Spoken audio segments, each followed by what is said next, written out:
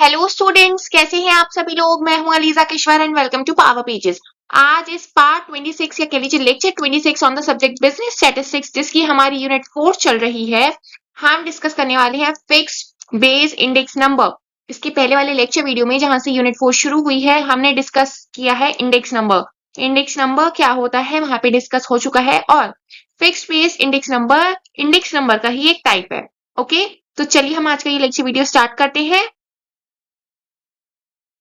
और पहले इसका मतलब जान लेते हैं कि फिक्स्ड बेस इंडेक्स नंबर आखिर होता क्या है।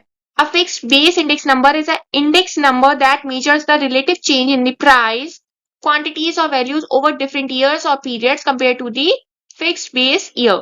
इसमें क्या होता है कि डिफरेंट ईयर्स, जो बेस ईयर होता है वो फिक्स रहता है, बट उसके रिलेशन में जो बाकी के जो कंपैरेटिव पीरियड्स होते हैं या ईयर्स होते हैं, उनसे कंपेयर किया जाता है उसे।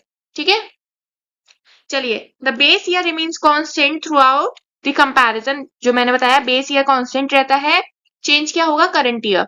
ओके, चलिए, commonly use to track trend over time. इसका एक एग्जांपल है बेस ईयर, मान लीजिए 2015 है, इंडेक्स 100 है, तो करंट ईयर क्या हो गया 2020। For example, price of commodity rise, तो इसका आंसर क्या हुआ 20% सिंस 2015।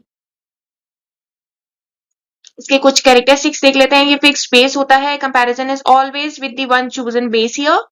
परसेंटेज रिप्रेजेंटेशन होती है इसकी, हमेशा बेस ईयर परसेंटेज में शो होता है। ट्रेंड एनालिसिस के लिए, ऑब्जर्व करने के लिए यूज किया जाता है ये।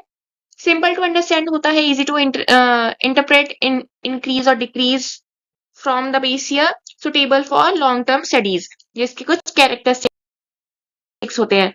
चलिए अब देखते हैं इसके एडवांटेजेस क्या होते हैं। Easy to calculate and understand इसका पहला एग्जांपल है। ट्रेंड एनालिसिस के लिए यूज होता है टू शो डिक्लाइन और ग्रोथ ओवर टाइम। यूनिफॉर्मिटी होती है, वाइडली यूज किया जाता है ये।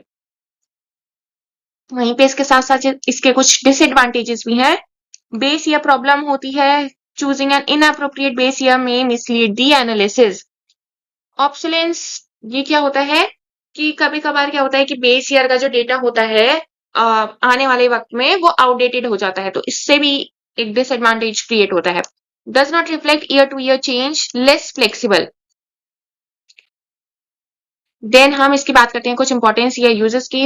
इसका यूज क्या है, इकोनॉमिक प्लानिंग के लिए यूज किया जाता है, बिजनेस एनालिसिस के लिए यूज किया जाता है, इन्वेस्टमेंट डिसीजंस के लिए भी इसे बहुत लोग यूज करते हैं, बहुत कंपनीज यूज करती हैं, and policy formation, policy makers declining subsidies, taxation और वेजेस एडजस्टमेंट के लिए ये यूज किया जाता है, पता करने के लिए।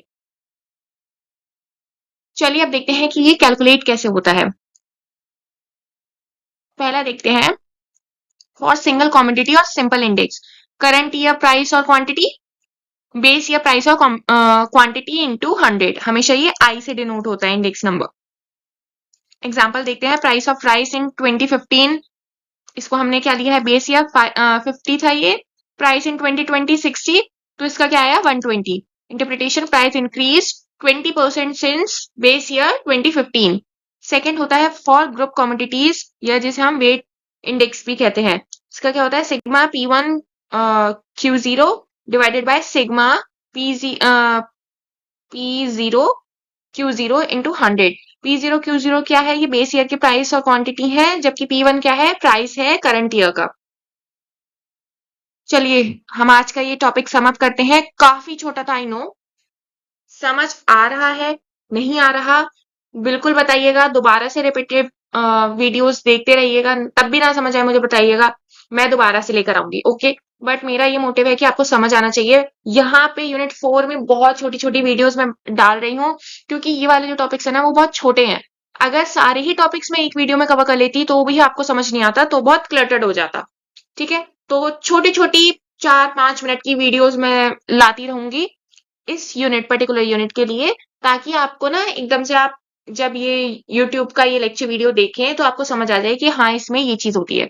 ओके, तो हमें सम अप करते हैं, समरी टेबल देख लेते हैं। हमने क्या पढ़ा है, इसका मीनिंग क्या होता है, फिक्स बेस इंडेक्स नंबर का index showing change from fix base year.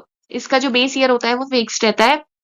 Feature क्या क्या होते हैं इसके, बेस ईयर कांस्टेंट रहता है, परसेंटेज फॉर्म में होता है ये, ट्रेंड एनालिसिस के लिए यूज किया जाता है, सिंपल मेथड होता है, और लॉन्ग टर्म स्टडी के लिए भी इसे यूज किया जाता है। देन इसके कुछ एडवांटेजेस हैं। एडवांटेजेस क्या है? इजी, कंसिस्टेंट होता है, ये ट्रेंड मॉनिटरिंग होता है, वाइडली यूज होता है। देन इसी के साथ इसके कुछ डिसएडवांटेजेस भी होते हैं। Base year may become outdated sometimes, ignore year to year change and less flexible as compared to other जो हम पढ़ने वाले हैं टाइप्स।